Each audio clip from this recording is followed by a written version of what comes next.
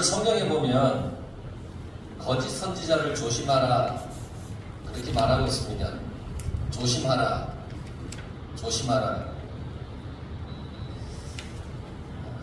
겉은 양의 옷을 입고 있지만 속은 노력하는 빼앗는 이리가 있다. 그러니까 조심하라 그렇게 얘기를 했습니다. 우리 주위에 어떤 이러한 사람들이 참 많죠. 겉은 양 같은데 속은 이리 같은 빼앗는 어떤 그 마음 속이 있는 그런 사람들이 많아요. 특히 오늘날 이단들을 보면 이단의 특징이 그래요. 그래서 주님이 늘 성경에서 말씀하시기를 마지막 때가 되면 거짓 선지자를 조심하고 미혹하는 자를 조심하라 그렇게 말씀하신 것은 오늘날도 그렇지만 그러한 양의 탑을 쓴 이리들, 거짓 선지자들, 믿음의 사람들을 미혹하고 어떤 잘못된 길로 가게 하는 그런 사람들이 많기 때문에 말씀하신 거예요. 어때 처음에 접근할 때는 매우 친절하게 접근하지만 나에게 포섭이 됐다 싶으면 그때부터 그들의 본색을 드러내는 거예요. 우스갯소리로 그런 사람들 좀 들어보지 않았습니까? 도를 하십니까? 하고 이제 길을 가도록 도를 하십니까? 그냥 무슨 얘기인가 이렇게 듣다 보면 나중에 막 이런저런 좋은 얘기 막 하다가 결국 뭐 하냐면 그런데 말이죠. 당신 제사를 드려야 된다. 제사도 그 가격이 있어요. 50만원짜리 제사, 100만원짜리 제사. 그러니까 어떤 이제 뭡니까 유튜브 하는 그런 사람들을 이렇게 찍는 유튜브 하는 사람들이 장난삼아 얘기했어요. 난 지금 돈이 지금 50만원 없는데 그 10만원에 깎아줄 수 있어요? 그러면 난감한 척 하면서 10만원짜리 제사 드려줄게요. 뭐 이렇게 얘기를 한단 말이죠. 결국은 뭐냐면 왜 주님이 이 마지막 때 거짓 선지자들을 조심하라고 얘기를 하냐면 우리의 영혼을 빼앗아가고 우리의 가진 것을 빼앗아가서 우리를 파멸에 이르게 하는 거예요. 생각해보세요. 나중에 내가 그걸 속았다고 생각하고 내 물질이 그들에게 속아서 빼앗겼다고 생각할 때 그때 갖게 되는 이 낙심, 그때 생각되는 이 마음의 허탄함 이런 것들이 얼마나 많겠어요. 조심하라는 거예요. 진리에서 벗어나는 것들을 늘 조심하며 살아가라고 말씀하시는 거예요. 실험에 따르면 어떤 실험을 했는데 사람이 처음 만난 사람을 평가하는데 걸리는 시간이 얼마나 걸리는지 아십니까? 퀴즈 맞추시는 분에게 제가 빵을 선물로 드리겠습니다. 처음 만나는 사람을 딱 봤을 때 그 사람을 내가 딱 평가할 거 아니에요. 그러면 평가하는데 걸리는 시간이 얼마나 걸릴 것 같아요? 놀라지 마십시오. 딱 3초 걸린답니다.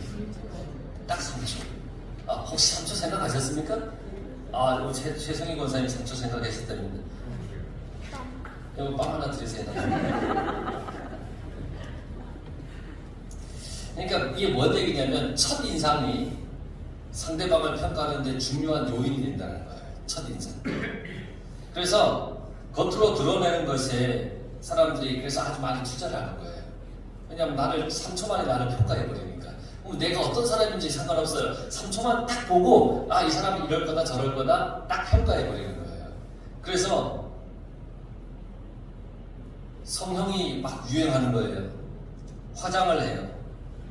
그래서 본래의 얼굴은 하나도 없어요. 화장을 지우면 그게 누군지 몰라요. 누구세요? 그래요.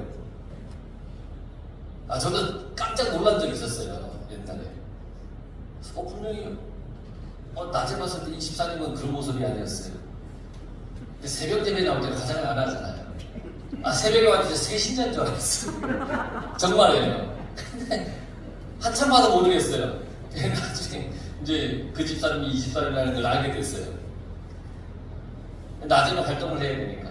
이제 사람들이 그렇게 자기를 이렇게 가리는 거예요. 왜냐하면 남에게 3초면 남이 평가를 하니까. 그 명품 가방을 가지고 다니는 것이고 좋은 차를 타는 거예요. 왜냐하면 남이 나를 그렇게 평가해요. 그런데 그것이 양의 탈인 경우들이 참 많아요. 자기의 속을 감추고 있는 것이기 때문이죠.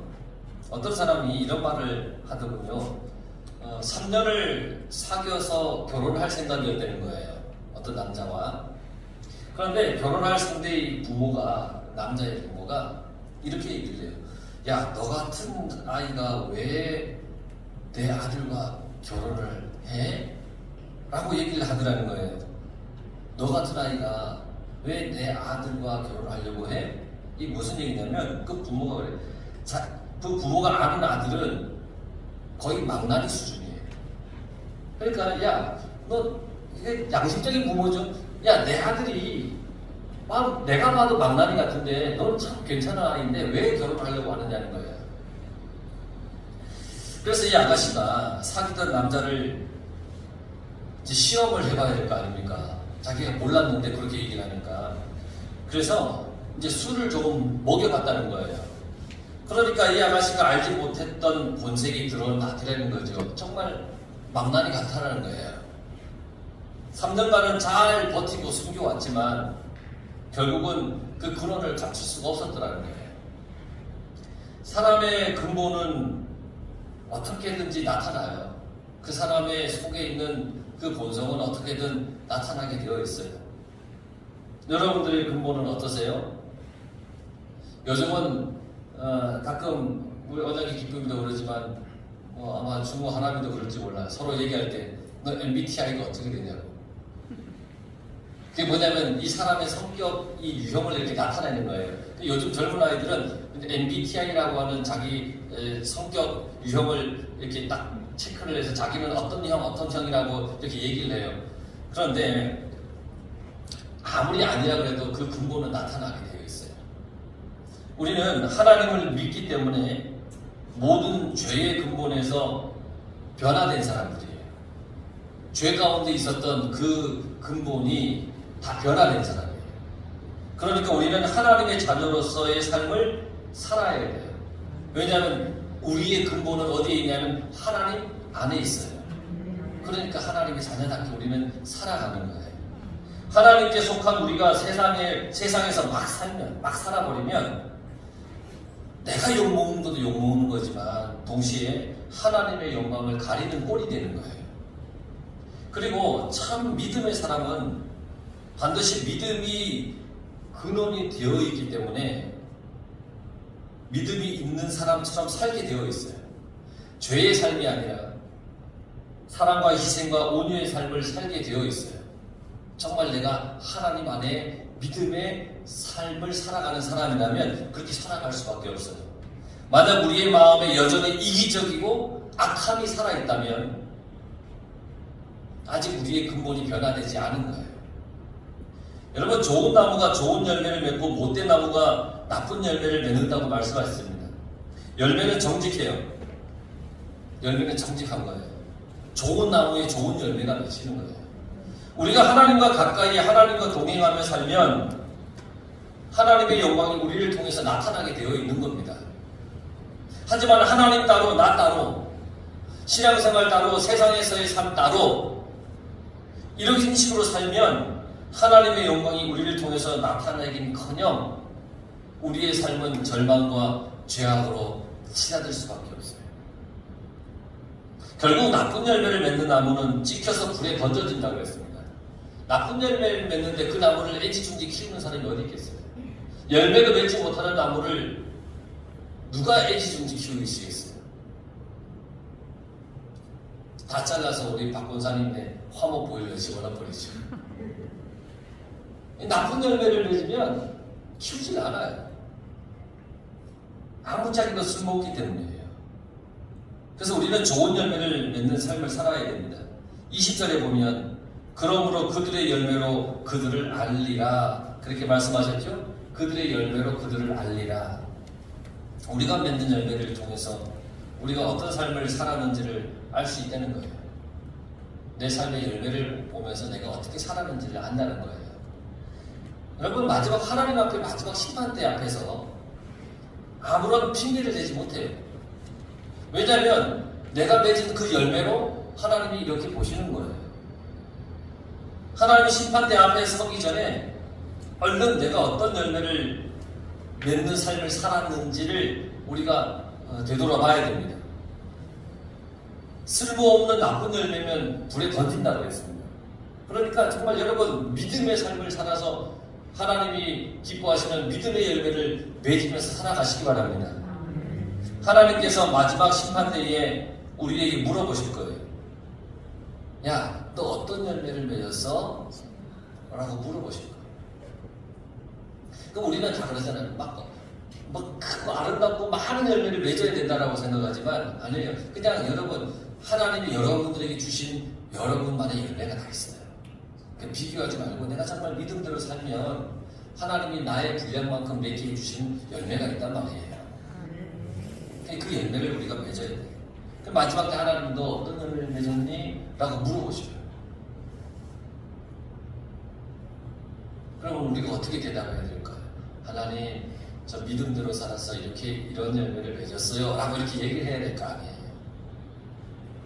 좋은 열매는 올바른 믿음 생활을 하는 사람이라면 누구나 맺을 수 있어요. 올바른 믿음 생활을 하는 사람. 반면에 믿음 생활이 바르지 못하면 좋은 열매를 맺을 수가 없어요. 믿음이 있다고 하면서 불의를 행할 수는 없지 않습니까? 그렇죠? 내가 하나님을 믿는 믿음이 있습니다 라고 고백하면서 내가 불의한 삶을 살아갈 수 있습니까? 그러지 못해요. 믿음이 있는 사람이 하나님께서 살아계셔서 지금 나와 함께 하시는데, 나와 동행하시는데, 지금 옆에서 나를 지켜보고 계시는데 어떻게 불의한 일을 하겠어요? 하나님께서 살아계심을 믿는 믿음의 사람이라면 그 사람은 하나님이 이끄시는 대로 살아가는 사람입니다. 용서하는 사람이고 이해하는 사람이고 긍휼을 베풀어주는 사람이고 사랑을 베풀어주는 사람이고 하나님의 의를 따라가는 사람이고 그러므로 믿음이 있다고 하면서 그 속에 약탈하고 노략질하는 그런 일이가 있다면 그 사람은 실상 믿음의 사람이 아니에요. 여러분, 그럼 좋은 열매라는 게 뭐냐? 계속 말씀드렸지만 좋은 열매는 바로 여러분 속에 있는 믿음이에요. 믿음. 항상 하나님을 믿는 믿음. 이게 좋은 열매를 맺게 하는 거예요. 믿음. 여러분 하나님 믿으십니까? 정말 믿으시지요? 그 믿음이 내 속에서 걸음이 되어야 되는 거예요. 인간의 생각에 절망이 있다고 여겨지더라도 하나님께서 이루실 거라고 하는 그 믿음, 나를 죄에서 용서하시는 것을 믿는 그 믿음, 영원한 삶을 주신다고 하는 그 하나님의 말씀을 믿는 그 믿음, 이게 좋은 열매예요. 그렇다면 우리가 좋은 열매인 믿음을 어떻게 관리하느냐, 어떻게 관리해야 하느냐, 이 믿음을 어떻게 관리해야 되느냐. 여러분 하나님을 믿습니다라고 했는데 이 믿음을 내가 잘 관리해서 살아가야 되잖아요. 근데 이 믿음을 관리를 어떻게 해야 되느냐? 그건 바로 믿음을 따라 행하는 거예요. 순종하는 거예요. 예수님께서 산상수훈을 쭉 말씀하시고 결론적으로 하신 말씀이에요. 그게 뭐냐면 모든 말씀에 어떻게 하라냐면 순종해라. 말씀을 따라서 살아라. 이걸 말씀하시는 거예요. 믿음을 따라 행하는 것이 믿음을 잘 관리하는 거예요. 내 믿음 따라 행하여 살아가는 거예요. 그러니까 마음속으로만 믿고 그냥 끝 이게 아니라 내가 마음속으로 믿은 대로 행하며 살아가야 되는 거예요. 그래 주님이 어려운 사람에게 긍휼을 베풀라 그랬지? 그래 베풀어야겠다.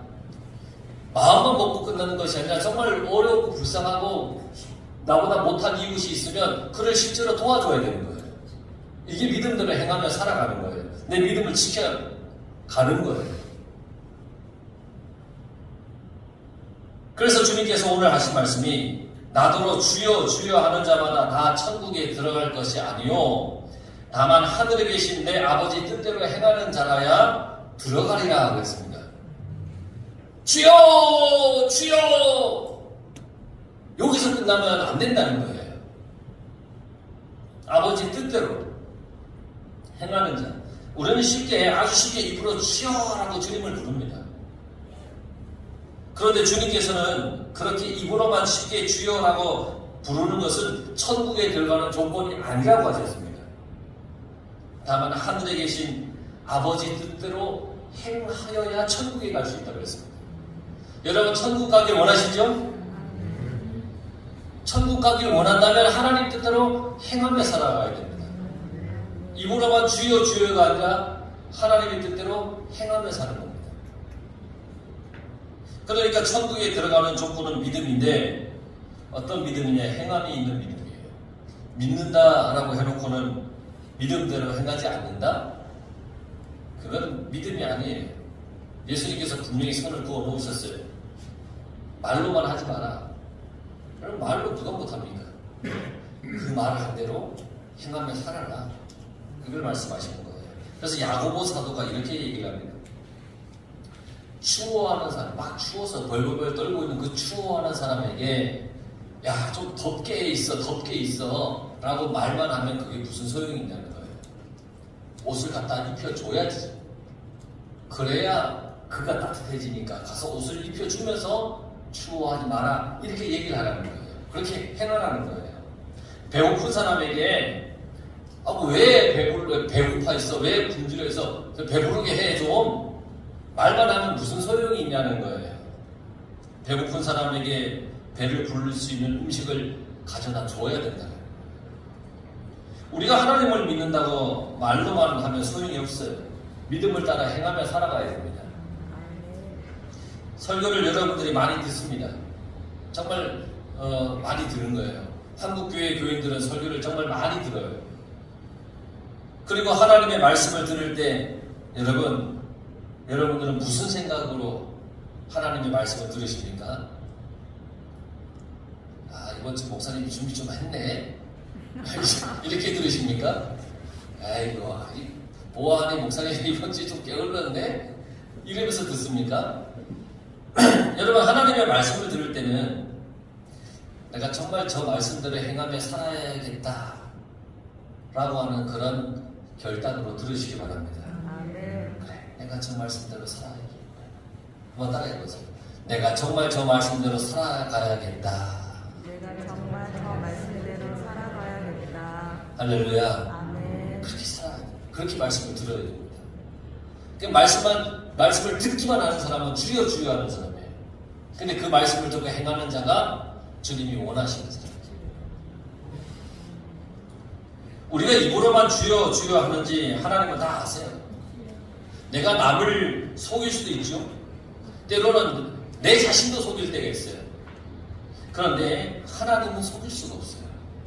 절대 하나님은 속일 수가 없어요. 내가 입으로만 신앙생활을 하는지 행함으로 신앙생활을 하는지 반드시 우리가 되돌아보면서 점검을 해야 됩니다. 그리고 22절에서 23절에 보면 아주 무서운 경고의 말씀을 하세요.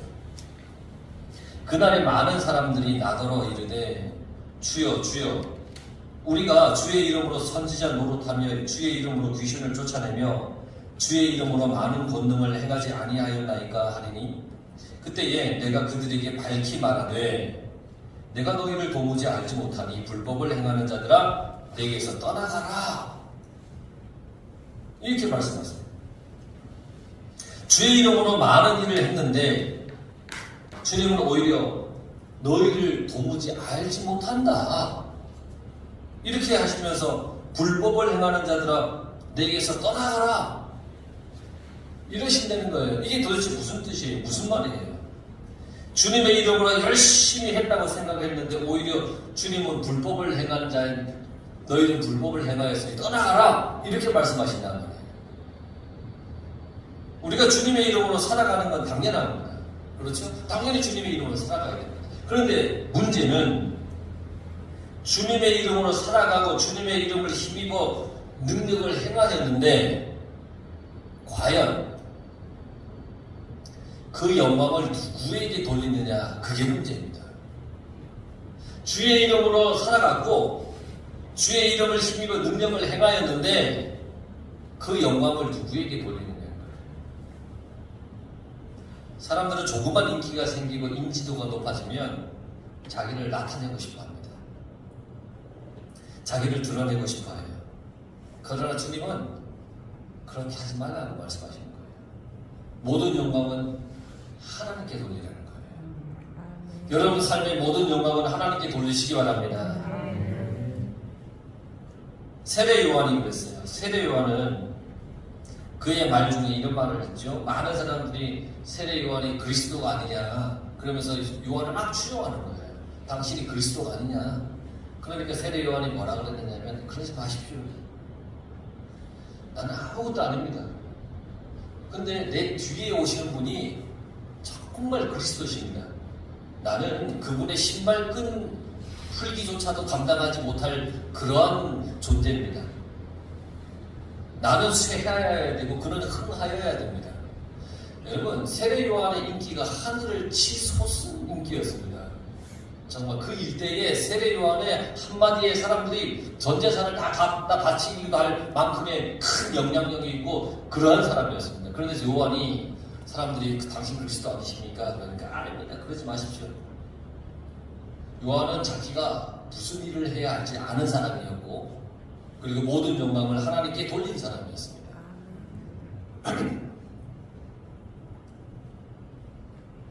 하지만 세상에 많은 사람들은 어떻습니까? 조금만 자기를 나타낼 수 있는 것이 있으면 막 그걸 막 극대화시켜서 자기를 나타내지 않습니까? 하나를 잘했는데 막 그거와 연관시켜서 막 10개 잘한 것처럼 막 얘기하지 않습니까? 명함에 빽빽하게 앞뒤로 그냥 자기의 모든 옛날 했던 명함에 보면요 현 뭐 이렇게 해야 되는데 전 뭐가 많아요. 전에 했던 게 너무너무 많아. 근데 그것까지 다 써놔요. 왜냐하면 내가 이러한 사람이었다 이런 사람이라는 것을 나타내고 싶은 거예요. 모든 영광을 자기에게 돌리고 싶어 하는 게 세상의 사람들의 마음이에요. 어쩌면 저의 마음일 수도 있어요. 우리가 믿음으로 산다고 말할 때 모든 영광을 주님께 돌리겠다는 결단과 고백이 있어야 합니다. 그러므로 여러분들이 믿음 생활, 신앙 생활을 하면서 뭘 좀 잘하는 것이 있다면 여러분 그걸 우쭐해하지 말고 하나님께 감사하고 하나님께 영광 돌리며 살아가시길 간절히 바랍니다. 하나님께 영광을 돌리면서 살아가야 하는 우리가 그렇게 하지 않을 때 그걸 주님께서는 불의하다, 불법이었다 라고 그렇게 말씀하신다는 거예요. 그래서 모든 영광은 하나님께, 우리는 하나님께 영광을 돌리기 위해 빚어진 피조물이에요. 하나님을 찬양하기 위해 만들어진 사람들이에요. 그러니 창조주 하나님께 영광을 돌려야 마땅한 거예요. 그러니 항상 하나님께 영광을 돌리며 살아가시길 바랍니다. 이렇게 우리가 믿음으로 바르게 살면 어떤 은혜를 받을 수 있느냐? 그 상급은 바로 집을 반석 위에 지은 사람과 같은 지혜로운 사람이 되는 겁니다. 지혜로운 사람이 지은 집은 25절에 보니까 비가 오고 물이 불어나서 넘쳐나도 바람이 불어서 세차게 건물을 무너뜨려도 무너지지 않는 집이라고 그랬습니다. 이렇게 튼튼한 이유가 뭐냐? 그 기초가 반석 위에 놓여있기 때문입니다. 반면에 믿음대로 행하지 않는 사람은 그 집을 모래 위에 지은 어리석은 사람과 같다 그랬습니다. 그 사람이 지은 집은 비가 오고 물이 불어나 넘치고 바람이 불면 그 집은 무너지고 심각하게 부서진다 그렇게 말씀하셨습니다. 여러분 이 세상에서 우리가 겪는 위험한 일들이 참 많죠. 많아요. 너무너무 많아요. 햇빛이 한 점 없이 계속되는 비가 내릴 때가 있었어요. 어느 해는 한 달 내내 비가 온 적이 있었어요. 그때 얼마나 힘이 들었어요. 예전 교회에 한 달 내내 비가 오는 거예요. 그러니까 위에 옥상에 물이 스며들어서 교회 안에 천장에 막 비가 이렇게 빗자국이 나고 막 그러는 거예요. 너무너무 힘들었어요. 우리의 삶에 빛이 없이 계속 비만 오면 괴롭죠. 물난리가 나면 얼마나 힘듭니까? 태풍이 몰아치면 얼마나 무섭습니까? 이처럼 우리의 삶에는 우리를 힘들게 만드는 것들이 참 많아요. 자연적인 것뿐 아니라 사람과 사람 관계에서도 마찬가지예요. 내 형제가 내 이웃이, 내 자식이 나를 힘들게 할 때가 얼마나 많습니까? 눈만 뜨면 우리를 위협하는 것들이 이 세상에 너무너무 많아요. 그래서 우리는 눈물로 살아갈 때가 참 많습니다. 그런데 울어도 우리의 문제는 해결되지 않습니다. 아무리 울어도 내 문제는 해결되지 않습니다. 그래서 더 절망스러울 때가 있어요. 실컷 울고 나면 뭔가 개운한 기분이 들지 모르지만 정작 문제는 해결되지 않아요. 그러나 방법이 있어요.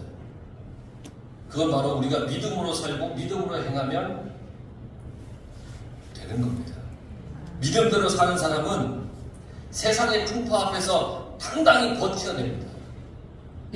믿음으로 살지 않는 사람은 세상의 풍파 앞에서 쓰러지고 넘어집니다. 믿음으로 살기 때문에 주께서 나와 함께 하신다는 확신이 있으니까 세상의 풍파 앞에서 내가 버텨낼 수 있는 겁니다. 주님이 나와 함께 하시니까. 그래서 이 세상에서 가장 지혜로운 사람은 누구인가? 주님의 말씀을 믿고 믿음대로 행하면서 사는 사람이 가장 지혜로운 사람입니다. 그 사람은 주님께서 주시는 아름다운 열매를 맺으며 살아가는 사람입니다. 우리는 지혜의 근원이 되시는 하나님을 온전히 믿고 믿음대로 행하며 살아가야 하는 하나님의 자녀들입니다. 그러면 믿음에 합당한 열매를 또한 맺게 됩니다. 그러므로 우리의 입으로 주님만 찾는, 그러니까 입으로만 주님 찾는 인생이 아니라 우리의 행실을 주님의 뜻에 따라 움직이게 하는 삶을 우리는 살아가야 됩니다. 여러분들이 잘 알고 있는 유명한 산악인 엄홍길 씨가 있어요. 그분이 광고에 나와서 이렇게 얘기를 하거든요. 나에 따라 산을 행하지 말고 산에 따라 나를 행하라. 이게 무슨 말인가 깊이 생각해봤어요. 나를 따라 산을 행하지 말고 산을 따라 나를 행하라. 가만히 생각해보니까 우리의 믿음과도 연관이 되는 것 같아요. 나의 마음대로 하나님을 생각하지 말고 하나님의 뜻대로 나를 움직이게 하라. 할렐루야. 내 생각대로 하나님을 생각하지 말고 하나님의 뜻대로 내가 살아가야 한다. 여러분, 믿음은 내 뜻대로 하는 것이 아니라 하나님 뜻대로 하는 겁니다. 내 뜻대로 하면 나쁜 열매를 맺을 수 있습니다. 하지만 하나님 뜻대로 하면 좋은 열매를 맺을 수가 있습니다. 여러분들은 좋은 열매를 맺어서 여러분들의 인생이 은혜롭길 간절히 바랍니다. 그리고 모두가 천국의 자녀 되기를 간절히 축원합니다. 기도하겠습니다.